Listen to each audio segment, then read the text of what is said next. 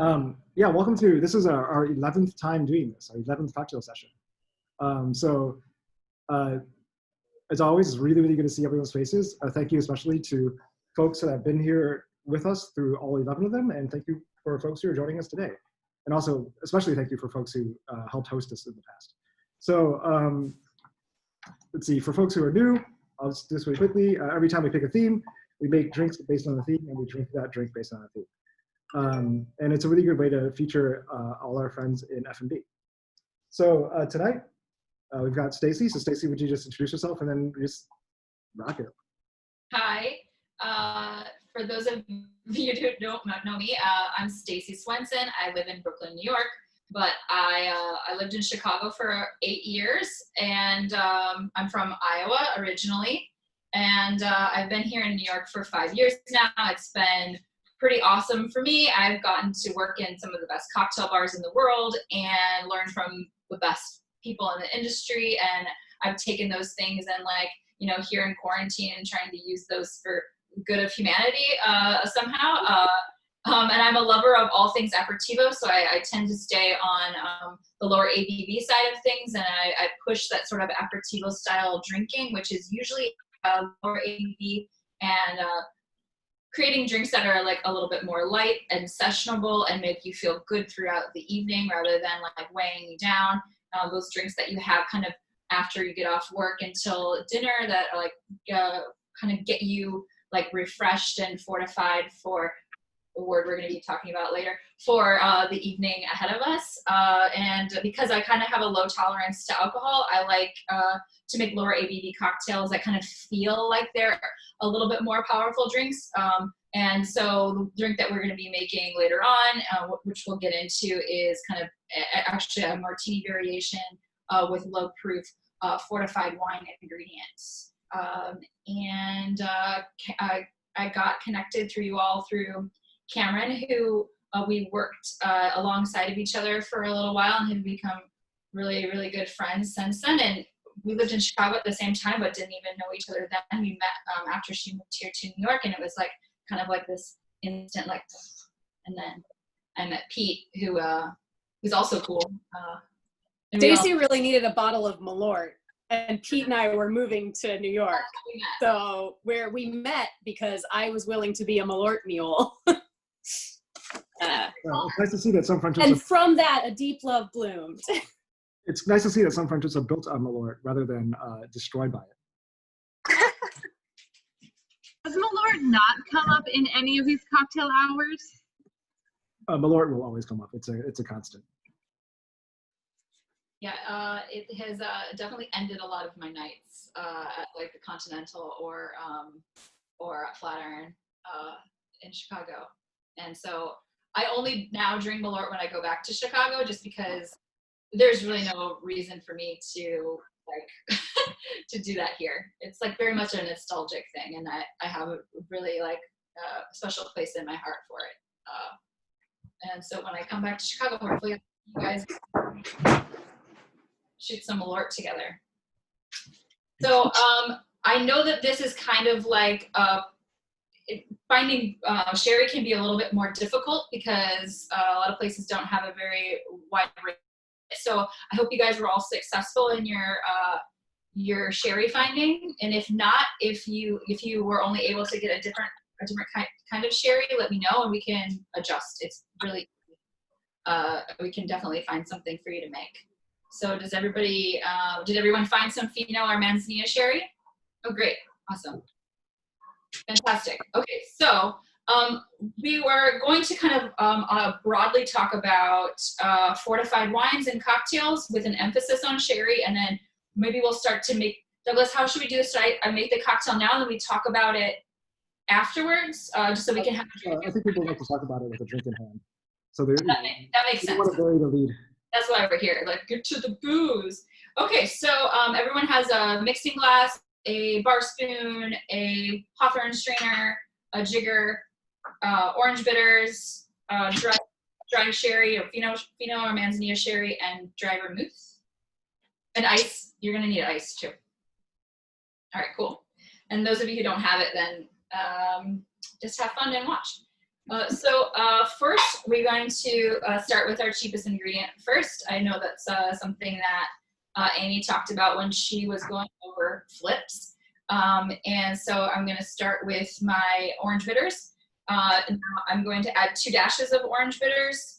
If you're using this bottle versus if you're using like one of these fancy bitters decanters, you might have to adjust the amount because more comes out of this because of the weight of it and also because the hole is larger than usually those. And so you might need to adjust a little bit. If you're using one of those fancy cocktail glassers, you might want to do 3 or 4. Whereas if you're using the bottle and especially if it's a little bit more empty, you just 2 is totally fine. So 2 dashes of orange bitters I'm going to start with.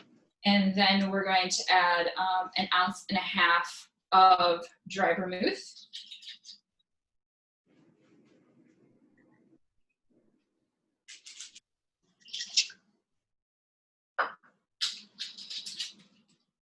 And 1.5 ounces of Fino or Manzanilla sherry. Some of the recipes for this drink call for Angostura to be added as well. I don't prefer it with that. I just prefer it with just the orange bitters. I don't necessarily think this drink needs that like all spicy spice that Angostura bitters has, unless you're using a different type of sherry. Like if you're using an Amontillado or even an Oloroso sherry, maybe the Angostura bitters would be fine with it. Okay, so in the meantime, before we put this on ice, let's make our peel so that if you have any struggle with making your peel, that you're not over diluting your drink while it's sitting there. So you have your lemon. Right, everybody has a lemon, right? Okay, and I like to make my my peels with a lemon at a diagonal so I can get a really long peel out of it. And if anybody help with how to make a good peel without cutting yourself, please let me know. But essentially, you want to just place your hands so that no finger is in the way, that if this slips, that it's just going to go off and it's not going to actually cut any of your hands. That's like the #1 rule. But essentially just holding it like this and taking your peeler, getting a thick start to it. And then as you pull down, you're kind of pushing into the fruit, but not pulling very hard down. And you'll take your pointer finger and guide the, what am I trying to say here? You'll take the peel with your finger and hold it down so that while you're moving this, you can guide it. It's really hard to do this not in person. And for me, I always like to tidy up my garnishes, manicure my garnishes. And this is just for aesthetic purposes. If you don't want to do this, it's totally fine. I just like to cut the kind of jagged edges off of it. So I've got this really gorgeous Instagrammable peel right here. And I think it's important if you're running a bar to do it this way so that each peel is uniform and looks exactly the same when it's going out. And it's, because everyone has different abilities how they're able to make a peel. So anyway, we're going to set that to the side, and then we're going to add ice to our mixing glass. And if you're making 2, obviously, hopefully you just have a larger mixing glass. And either way, you want to fill the mixing glass. My ice is stuck to it. You want to fill the mixing glass all the way up to the top with ice. This is going to allow for the drink to cool, but not dilute very quickly. So then, after your mixing glass is full of ice, you'll take your bar spoon, and forgive me if you already know how to stir, then you can just drown me out at this point, but I just want to go over it really quickly for those of you who still want a little bit more practice with it. And I'm sure there's different bartenders that told you kind of different tips, and you can kind of take all those, put them together and kind of make your own way of doing it. So what I always say is you want to take the back of your bar spoon and you want to place it so that it's touching the inside of your mixing glass, and put it as far down as you can without making the ice come out. And then with your hand, you're going to be holding the spoon between your ring finger and your middle finger like this, and then using your thumb to push and your pointer finger to pull. And so there really shouldn't be a lot of turning that you'll have to do. The turning might come kind of all in the hand. You shouldn't have to move your arm at all. You should just be able to place it right in front of you and do a push and pull and make sure that the bar spoon is staying on the outside of the glass, and that should do all the work for you. Push, pull, push, pull. It takes a few times. Doug, that stir looks so good. Yeah. Oh yeah, fantastic. Yeah, so watch Doug. So since this drink is going up, we're going to want to give it a longer stir than if we were going to make a drink that was going to be on the rocks, because we want more dilution, and it needs to be at its optimal temperature right when it goes into the glass. It's not going to get any colder, and it's not going to dilute anymore since it's not going on ice. So it's going to get a fairly good stir. Also, there's not a lot of high proof spirit in here, so it might take a little bit more time to stir and get this cold, because the ice isn't going to melt down as quickly. Now, if you're not sure if the drink is cold, you are more than welcome to, and you should, give it a taste. Probably see a lot of your bartenders tasting their drink. I don't know how we'll be doing that in the future, because we're not going to probably want to have the visual of sticking a straw into a drink and then putting it into our mouths. We're going to have to figure out new ways of doing that. But we do it for several reasons, and one of the most important reason, I think, is to make sure you don't put anything that you're not supposed to put in there, but also to make sure that it's cold enough to put in your glass. So I think if you've been stirring as long as I have, we should be about ready to go. And you'll take your strainer and place it in the glass and pour.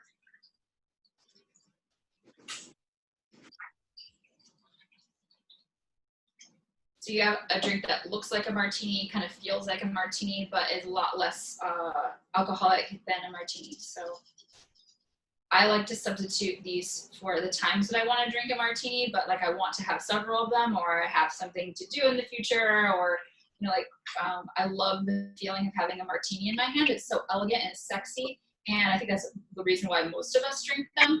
And if you're not into getting smashed right off the bat, then this is a really good alternative. Is by using 2 fortified wines, vermouth, which is usually in your martini, and then sherry in place of the gin, because it has a little bit more of that, of the sense of like the citrus characteristics that the gin would have. It's not an exact replica. I think if you really want something that has a punch to it, stick with your martini.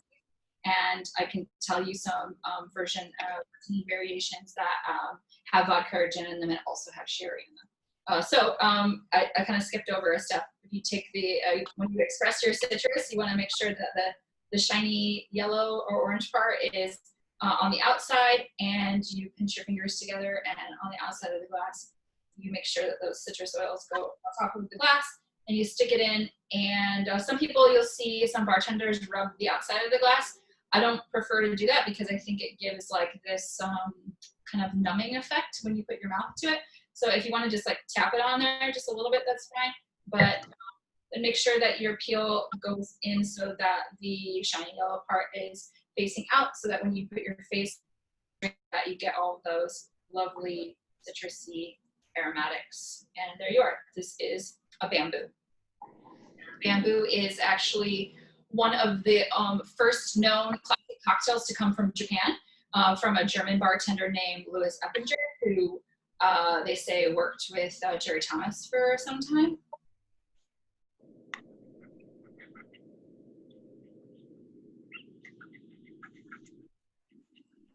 So I think that this is definitely a bartender's cocktail, or a cocktail enthusiast cocktail. This is not something that people off the street come in and order very often. And if it's on a menu, it usually doesn't do very well, because people don't really understand how these ingredients work together. And sherry, for some people, it seems like this very alien sort of thing that people always have seen, maybe in their grandmother's bar cabinet that's been sitting there for ages. And those are usually cream cherries. These are very super sweet. But misunderstanding is that sherry can be actually drier than the driest white wines that you've ever had. And so there's this really large spectrum that we can get into a little bit if people want to talk about sherry. I'd love to do that. But first, let's just have a couple sips and get fortified. Cheers, everyone. years. What was I supposed to say, Pete? And there you have it. What was it? And there you have it, a perfect bamboo. There you have it. Big bamboo. Wait, there's more. Arigato. There we go. Good. This is like very clean. It's super clean and elegant. A lot of bartenders now, and I actually prefer my bamboos to be made with a split of Fino sherry and Amontillado sherry, but for the purposes of this, I didn't want everyone to have to gather two different types of sherry, and Amontillado can be a little bit harder to find than Fino. That'll just give it a little bit more body and depth. The way that we do it with the Fino sherry today is like going to create a super clean, crisp, easy drinking, like kind of down the hatch cocktail, even though it's an up drink, which are, we usually think of up drinks as being sippers, being things that are high proof. This is like a version of that that's like, you know, it's an aperitivo style martini essentially. So for those of you who are not familiar with sherry or just don't drink a lot of sherry, I'd love to hear like some of your first impressions of this cocktail or the sherry on its own. Like, do you think that you had some misconceptions before that and this is changing your mind, or have you always loved sherry and I'm not like teaching you anything new?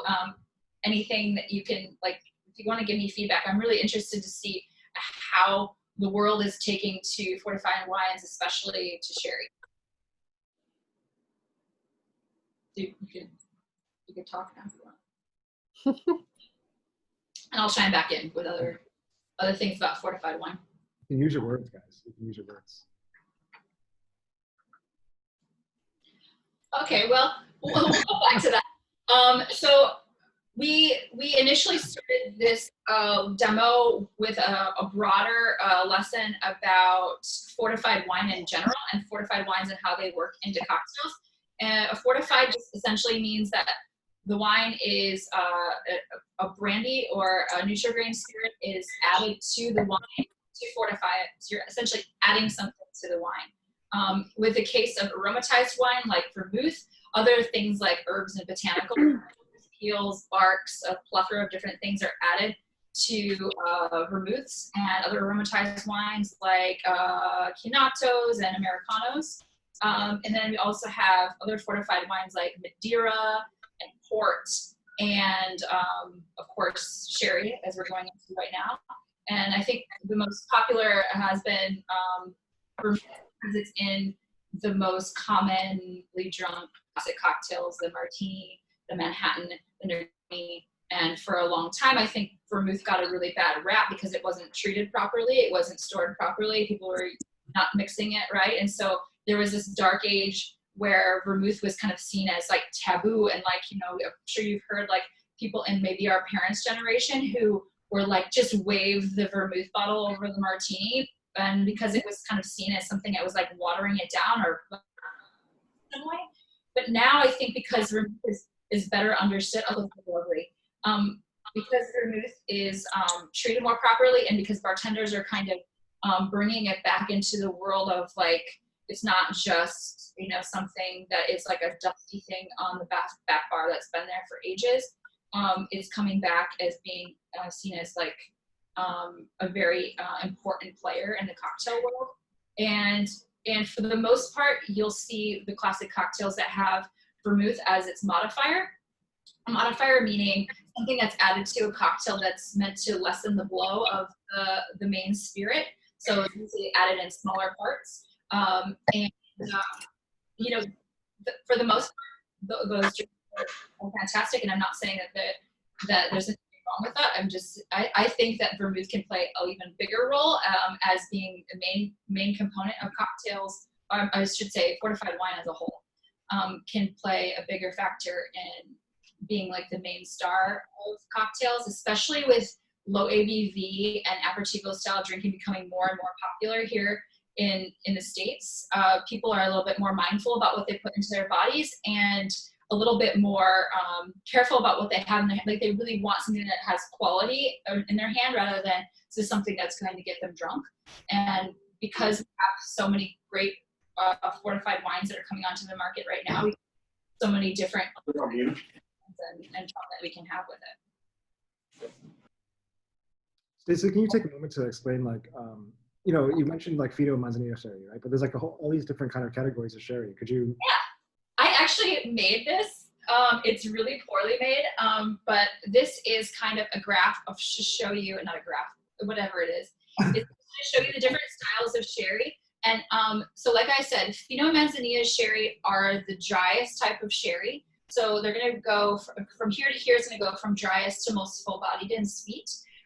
Fino and Manzanillo sherry are made in the same way. Manzanillo sherry is just made in a specific place in Jerez.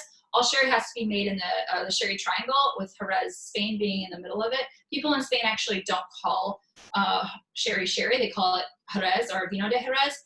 Sherry is like an anglicized version of the word sherry. I didn't know that until I went to Spain, and when I asked for sherry, people were like, "Who's sherry?" Okay, so Fino and Manzanillo sherry are aged with a layer of floor on top. The floor is a layer of yeast that protects the wine underneath it from being oxidized. They're aged uncovered for the most part, and so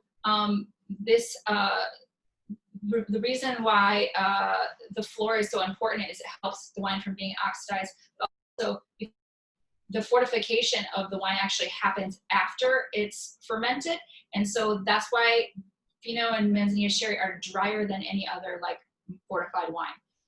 And then we go into Amontillado sherry, which is a little bit more full-bodied and oxidized because they let this wine age for a little bit longer so that the floor starts to die off and some oxygen is able to get to the wine. So the process of making sherry is all about controlling oxidation for the most part.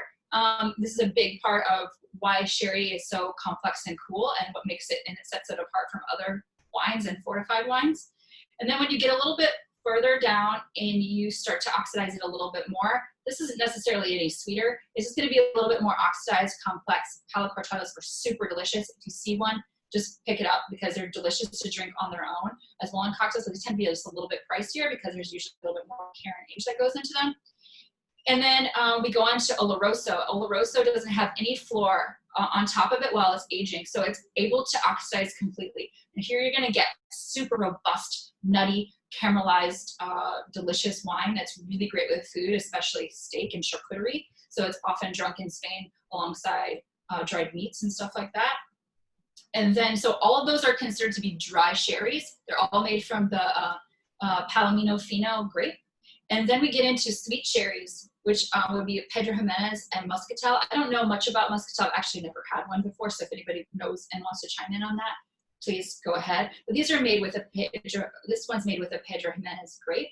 And because that grape is sweeter, it's not, there's no sugar that's added to the wine. It's just because of the grape itself is sweeter.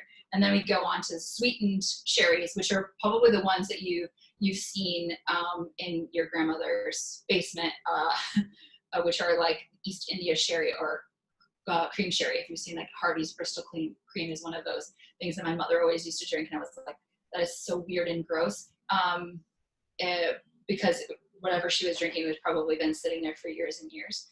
But they all have their place, and they're all delicious on their own, but they have their place in cocktails too. So the drier sherries can go in place of your vermouths, and then as they get a little bit more robust, you can start using them as like in place of your sweet vermouths, so dry vermouths and sweet vermouths. And then here, like as they start to get sweeter, you can start using them as modifiers as a sweetener in your cocktail. Oh, right. Yes, it's time for just in case people want to tip you for all of that expert level knowledge that you just dropped on them.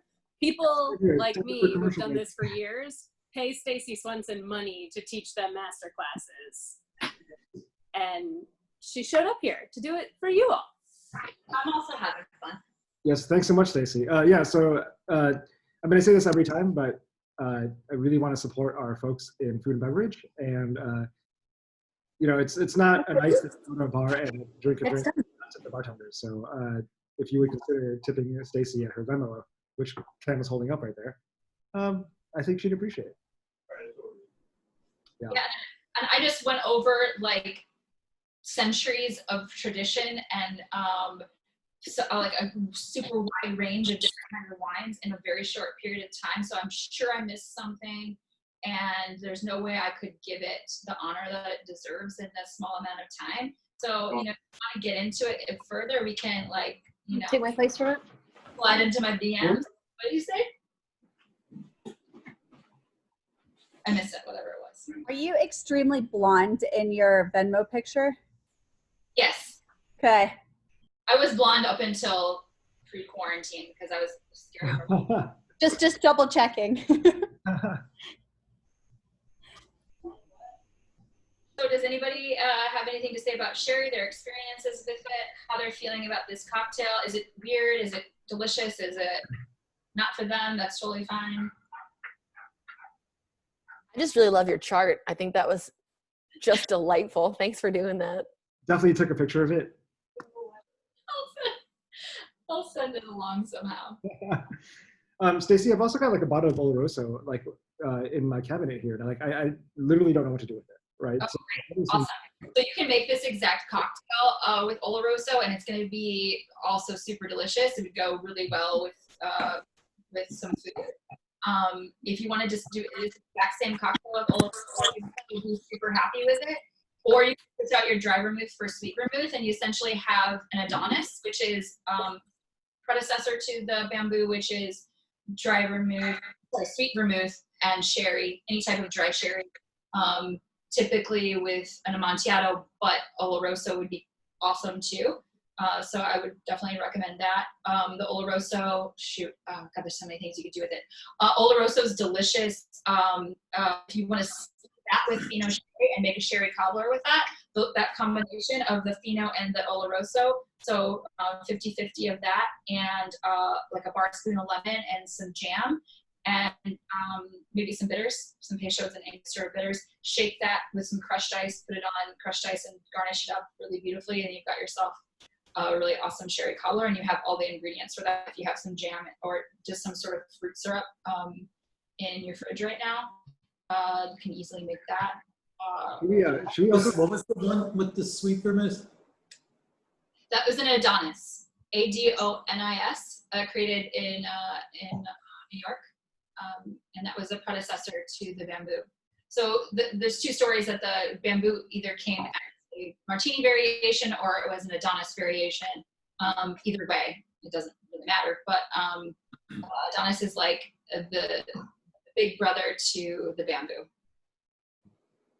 And then also, when Amy was going over flips the other day, a sherry flip is super good too. So you can use a couple ounces of your Oloroso, or you can do like 1.5 Oloroso and then like a 1/2 ounce of whiskey with a whole egg and some nutmeg or something like that. Because like Oloroso, it has like this really bold nuttiness to it. So like it's really good with anything that has like dried fruit characteristics in it, or anything that's aged, anything that like brandy or whiskey. You can use Oloroso as like a substitute for sweet vermouth, and a lot of cocktails. I think you'd be really happy. Doug, I like to make a Rob Roy kind of perfect style with half sweet vermouth, half Oloroso or Amontillado, depending on how dry I want it to be, and 1 dash of orange bitters max, so that you don't run over the nuttiness of the sherry with the baking spice of the vermouth and the bitters. But I think that given your palate, you would enjoy that. oh man, bespoke cocktails. I feel so blessed. And I have another question. Like, so, you know, given that it's a fortified wine, like, should we be storing sherry in the fridge like we do with vermouth, or is it like already oxidized so we don't have to worry? 100%. Yeah, dry sherry doesn't last for very long, unfortunately. So you should just be chugging that on its own. Just drink it like wine. It lasts for like a couple of days if you're drinking it on its own, kind of like white wine. But I don't mind my sherry a little bit, the Fino, a little bit open for a little bit longer, maybe like up to a week for cocktails. It's totally fine. And then as they get sweeter, as you go down the spectrum, they last a little bit longer. Pedro Jimenez will last probably, I don't know, a few months in your fridge, but I would suggest putting it in the refrigerator. Well, I sense a lot of bamboos in everyone's future here because everyone buy a bottle of sherry and Yeah. And the beauty of it is that it's so light and easy drinking that like I already want to make another one, and I just love I had one before we started just to test it out. They do go down quickly. Yeah. It's quarantine, it's fine. But look how much of a badass you would look like at the bar. You're drinking like bamboos. People think they're martinis. And It's like Thor, like another.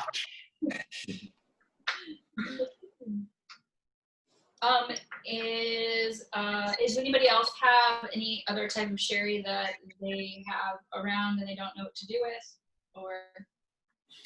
Well, the question I have, when we were doing the flips, and then she said you can make this flip with sherry. I don't have the bottle with me now, but we had a really, really dry sherry.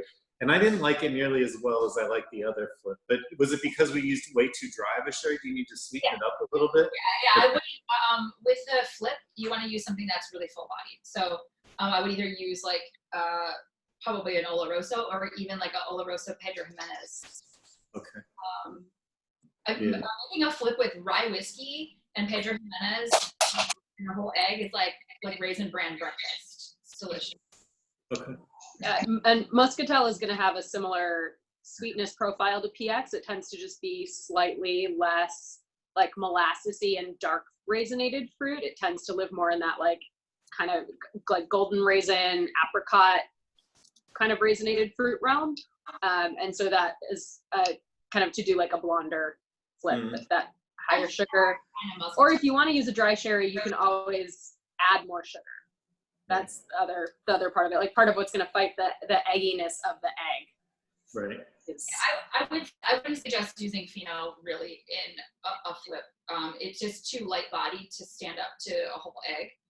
But another thing that I really love to make, this is probably what I drink the most of, is sherry highballs. So either sherry and soda with like a grapefruit peel, or I actually make a bamboo highball, which is, so I'll use 1 ounce, and then top it with tonic. Super delicious. If you have any olive bitters around, which are kind of hard to find, that with a little olive bitters is a bamboo highball that I used to have on a menu. That was a huge hit with geeky bartenders. But it's harder, that's pretty hard to find. So if you want to just take a half bar spoon maybe of olive brine and stick it in there, you're going to get like really cool salinity from that. And then like a rosemary sprig to add some of like some herbaceous notes to it. So you can make kind of like a Spanish style gin and tonic, but instead of gin, using a combination of the vermouth and sherry. If you want something that's like long and make it a spritz. Oh man, that sounds so good. I might have to make one post haste. Okay, so the last thing we typically do before we just kind of hang out, unless like if folks have more questions, like feel free. Is I always like to introduce our friends at F&B and encourage people to. Well, first I should talk about next week, and then we'll talk about introduce our friends. So I feel like our time with the cocktail sessions is starting to draw to a close. Like I don't think maybe this is the last one. Maybe there's going to be a couple more. But really, like the point is to get people, like when we open back up again in Chicago, New York, or wherever we are, is to get y'all to be regulars at like everyone's bars, right? So I think next week it's likely that we're going to feature one of our friends who works at the Nomad, and then after that, we'll see. If the bars are open, you should go there instead. But I see a lot of our friends from food and beverage. So if you just don't mind introducing yourselves again, like you do every time, and saying where you're at, so that our folks here who aren't in F&B can become regulars at your bars. That'd be great. Anybody can start first, though. That's totally fine. Hi, I'm Kayla. I'm in Los Angeles, California right now. I lived in New York for a little while, and I'm currently working in Venice at a bar called American Beauty. And I love sherry. I knew you would. I'm Amy. I'm in Chicago. I am a mixologist for Beam Suntory, but I also work at Blind Barber, mostly on the weekends. So if you ever want to come and dance socially, responsibly, Yeah, please do. Let me know. I'll see you there. It's gonna look a lot like junior high, right? Like you just Yeah, but just everybody has to stay far apart to do it. And real fast, Doug, I worked at a bar that did a daiquiri riff where they split the sugar base equal parts, like a 2-to-1 Demerara with Oloroso, with the lime and rum. It was really, really lovely. So let me know how you feel about it. That was awesome.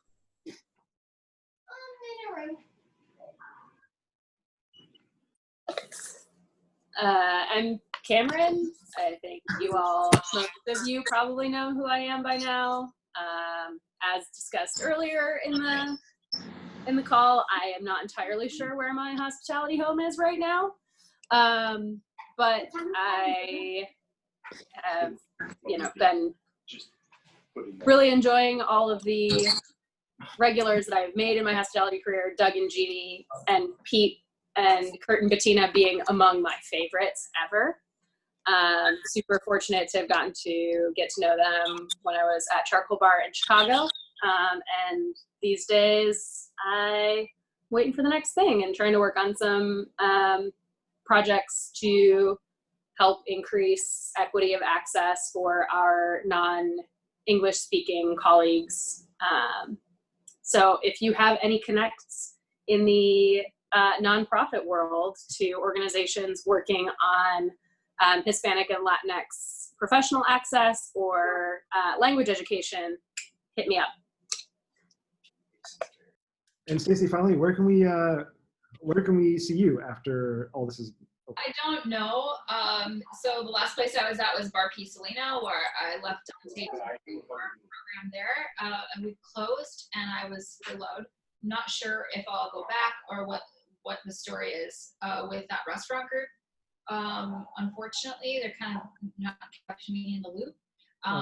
But I'll let you know when I know. But one thing is I'm currently working with alongside a company called Shaker and Spoon, and this would be really, really great for you guys. So if you go to Shaker and Spoon's website, you can either subscribe or you can just buy one box, and they send you a box of cocktail ingredients that you can make 12 different cocktails, and every single thing that you need is there. You just need to buy whatever spirit, and then you have all the ingredients right for you, and these are like really like proprietary syrups and tinctures have come up with, and a lot of that money goes back into F&B, and we're really doing a lot to help our community, and also employing a lot of out of work bartenders, barbacks, and servers right now at their warehouse in Red Hook. And I'm in June's box is a Saint Germain Spritz box, and my cocktails featured, and so you'll have like a little bit of Stacey Swenson at home. Awesome. That's so cool. I also love this drink with like a splash of Saint Germain in it as well. It's like, what was the name of that box again?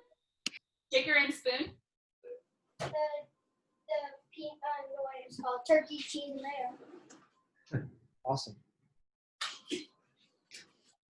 Well, cool. Any last questions for Stacey about or Sherry or anything about the cocktails before we just hang out and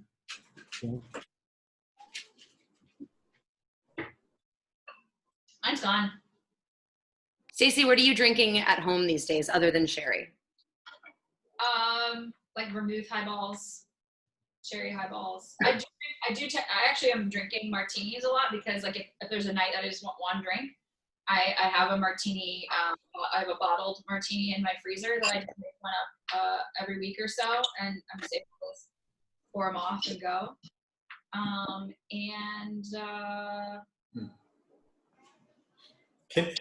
Let me ask a question about vermouth. Should you be picky? Should you be picky about vermouth? Like what brand it is, or is vermouth vermouth? Oh, I mean, I would say it lies someplace in the middle there. I think you can be choosy with your vermouth, but I think that most vermouths on the market, like even Martini and Rossi, it's a good vermouth if you're treating it properly. So I think that like the most common ones that you're gonna find in the store, Dolan for dry, Martini Rossi, Carpano Antica, Cocchi Torino, Cocchi Americano, whatever you find in the store is usually going to be fine, as long as you're treating it properly, right? So you just want to use different vermouths for different occasions. Some vermouths are a little bit more versatile than others. But I mean, I can give you a list of all my favorite vermouths for different types of stuff, but I don't usually need a like in Spain, like commonly you just like ask for vermouth and they'll just give it to you like in a little cup or on the rock on ice, and not the best vermouth. Spanish vermouth tends to be pretty sweet, but like in the moment, it's awesome. Like I wouldn't complain about it at all. And with vermouth, you can mix it with soda or and tonic. You don't necessarily need to make cocktails with it. You can just make like easy one-on-one highballs with it too. And your vermouth highball has tonic in it then? Or does it have soda water? Either. It just kind of depends if you want something that's like super crushable or if you want something that's like, they're both very crushable. But the tonic is going to add like, some bitterness to it, and it's going to add some sweetness to it. So it's a little bit more complex. Stacey, thanks so much for taking the time to hang out with us and give us all your knowledge. And if you haven't considered tipping Stacey yet, I'd ask you to do that again. Thank you. Yeah. My virtual hat that I have on. Thank you for hosting, Doug. We really appreciate you connecting non-F&B folks who still have paychecks to all of us work F&B folks who don't have paychecks and yet are spending a lot of time teaching each other things we already know on the internet right now. Well, yeah, thanks to y'all for helping us kind of peek behind the curtain a little bit into this mysterious world of cocktails. I think like at this point in time, like if you joined us for all of these, one, you probably have your bar cabinet's probably much larger than it used to be, full of obscure ingredients and lots of Amaro. But I think I've hoped that you've also you're also walking away with like a bunch of kind of basic skills. You learn how to stir, you learn how to shake, you learn how to think about balance a little bit when it comes to these ingredients. So I think I'm in that category. I think I've joined every one of these, and I never made any cocktails before, and now I feel much more willing to go try it out. I actually have a question along those lines. Like last week I went to a Zoom happy hour whose theme was drinks that start with W, and I wanted to make a whiskey sour, and we didn't learn that in this class. Where should I go look for recipes? Like I can just Google it, there are a million sites. Are any of them like particularly credible, or how should I go about finding things? Well, I can just tell you right now, like a classic whiskey sour that you're going to be really happy with, and then you can modify it if you want. So essentially, you're going to want to have your citrus and your sugar spirit be equal parts. So like 3/4 lemon, 3/4 simple syrup if you're using simple syrup, and then 2 ounces of I like to use bourbon in my whiskey sours because it's a little bit softer, and an egg white. And then some people use Angostura in the drink before they shake it, and some people put it on top after you're done. Either way, so you want to dry shake like we did with the flip, and then you're gonna add ice and then shake it, and then double strain up or on the rocks. I like my whiskey sours on the rocks, but not everybody does. So I think that like with a lot of times with egg white drinks, especially with egg white drinks, I want them on the rocks because they like a little bit. I can be super cold. Do you have anything to add to that? I mean, I think that a lot of the things that you've learned about balance in these are going to serve you well in assessing sources. So like Stacey said, like looking generally, like you're usually kind of looking at equal parts on a traditional tart cocktail, like approximately equal parts sweet and sour to spirit, approximately equal parts sweet to sour. If you're looking at a recipe and those things seem super out of whack, that usually is an alarm bell to me, where I'm like, oh, I'm not sure that I should trust this. Anything by Martha Stewart, I know that Stacey loves her some Martha Stewart, but unless it's in a pitcher, it's probably garbage. Work for her. But I think as a non-bartender, punch drink is usually a pretty good place to start. Their recipes. Imbibe as well. Imbibe, yep. Yep, Imbibe is great. The thing that I like about the way that Punch structures their pages is that if you look up something about a classic cocktail or category on Punch, you're then going to find links both in the story and in the sidebar to variations by bartenders where they explain their thought process. Not all of their historical information is always 100% accurate, but if you're like looking for well-balanced drinks, they're pretty responsible in the flavor and balance. And they'll say, and like even if it's like their version, they'll say this isn't how everybody makes it. Here are some other ways that other bartenders make it. So I think they're really good at like going across the spectrum and being fair to everyone. They're not like prescriptivist and like, this is the only way you can make this cocktail. And if you're making a cocktail in a different way, get the hell out. They're not like traditionalists like that, but they will show you what the tradition is. There's also an app called Bartender's Choice. It was made from the Milk and Honey bartenders. And those are that's gonna be more, everything's gonna be very traditional in there. They take a very classic, traditional approach. But that is always a good source. The Bartender's Choice, the app, I think it's a few dollars, but I highly recommend. It's definitely worth paying for. Helps keep the lights on in a couple of bars and apartments that we love. And yeah, great. And also great when you're bored because you can just shake it and it will pop up a recipe recommendation. And it also does a little bit of that like Japanese dialectical style of kind of sussing out what someone is looking for. One note on making egg white cocktails, because I feel like this gets missed a lot. You want to keep your egg white separate from your acid and your booze until you're ready to shake it.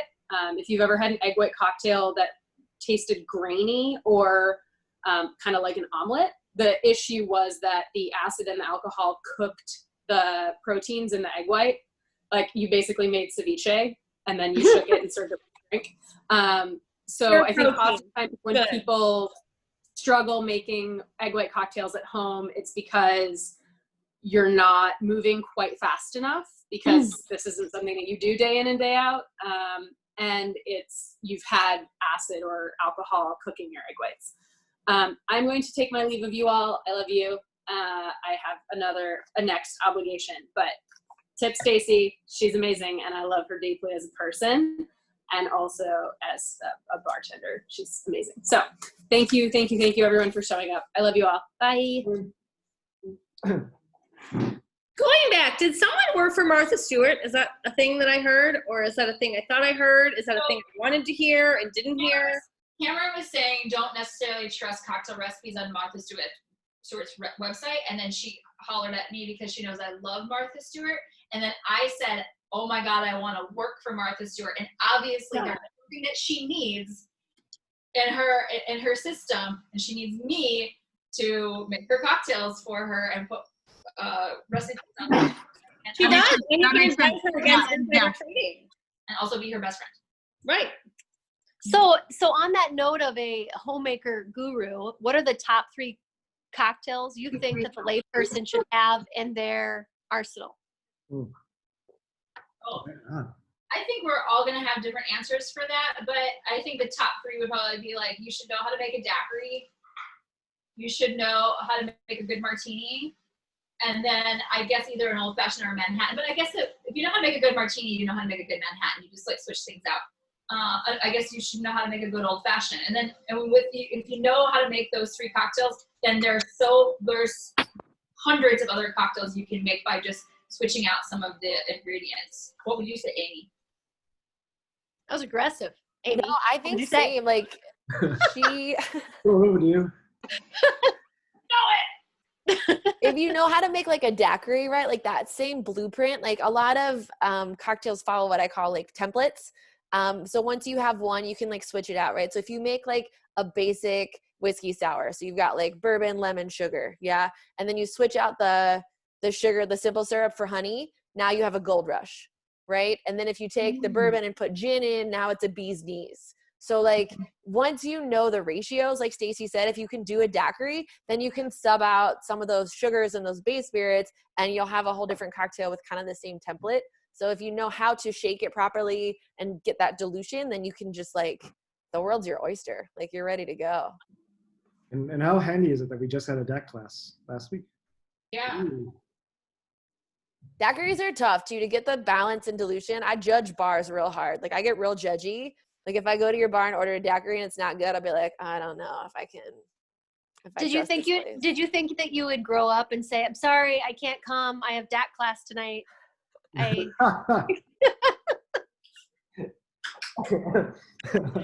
it's a different world right now. That's a martini class.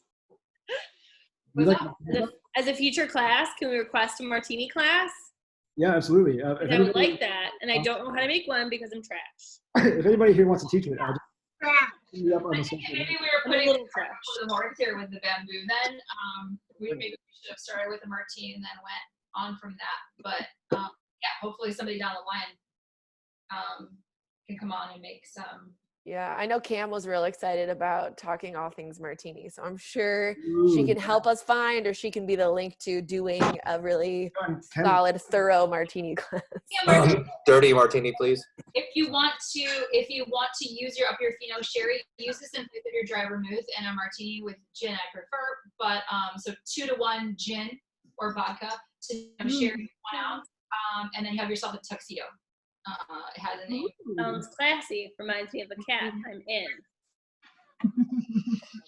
Usually I wear tuxes on Fridays, but during this time I haven't been able to. I think I just have to drink one instead. That's great. We gotta go, but thank you guys so much. I was gonna say I have to go too, but you guys are amazing. Stace, I love you so much. Thank you guys. Bye, me.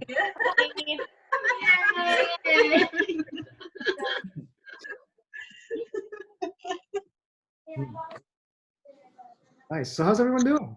Shut up, Violet. Jesus Christ. If it weren't for coronavirus, I never would have learned how to make cocktails. So, I looked for that silver lining somehow. Yeah. Yeah, so basically net positive, right? You do this again. I like it that people are becoming better home bartenders and better chefs at home. That's for sure. Like I've become such a better cook because of this. But I hope it doesn't mean you won't come to bars and restaurants after. But I think we've learned so much about cocktails and mixing and stirring and all that stuff. This has been like the most fun experience, like all these lessons. It's been great. And we have a really well-stocked bar now, so it's like. Yeah, Eric, did you bring your alcohol with you to Palm Springs, or are you like? We brought. You know what we brought? We brought what I call the weird stuff. So we brought the absinthe. We brought all the bitters. We brought the stuff where you just need a little bit of for cocktails, because we really like the absinthe one, the Sazerac, and so we're like, oh, we can just get whiskey anywhere, But to buy a bottle of absinthe, you don't use it very often. So we brought all that stuff with us. And for those folks who have been with us for a long time, like, what has been your favorite? Like, what's the cocktails that you've like learned from this time that you're like, like I'm drinking this forever. Like, this is my jam. Like, what do you do these days? Let's see. I'm keeping a list of all of them and the recipes. The ones that I've made a bunch of times are the bee's knees, the highball, and the Black Manhattan. Black Manhattan, yeah, that's a good one too. I made that last night, actually. It's a strong. I haven't made it again, but the flip was really, really good. That's probably my favorite, was the flip so far, like just to drink. But the Campari drinks we've made a lot of, so we're pretty much out of that bottle of Campari.